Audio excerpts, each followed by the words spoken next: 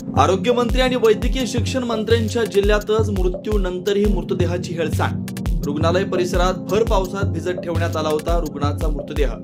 CPR प्रशासनाच्या भोंगळ कारभारामुळे नागरिकांमध्ये तीव्र संताप। राज्याचे आरोग्य मंत्री प्रकाश आंबेडकर आणि वैद्यकीय शिक्षण मंत्री हसन मुश्रीफ यांच्याच कोल्हापूर जिल्ह्यात वैद्यकीय क्षेत्राला हादरवून टाकणारी घटना घडली।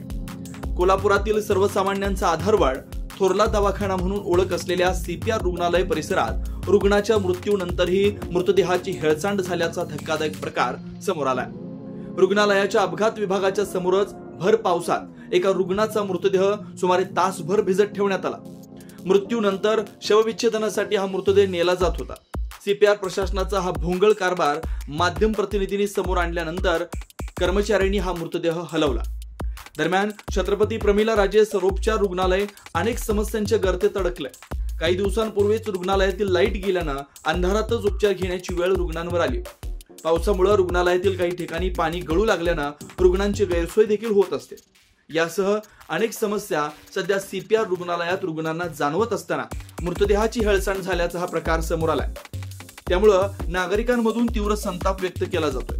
तर अशा पद्धतीने मृतदेहाची हेळसांड करणाऱ्या संबंधितांवर रुग्णालय प्रशासन आता नेमकी काय कारवाई करणार हे देखील पाहणं महत्त्वाचं ठरणार आहे। अशाच ताज्या अपडेटसाठी महासत्ता न्यूजला सबस्क्राइब करा।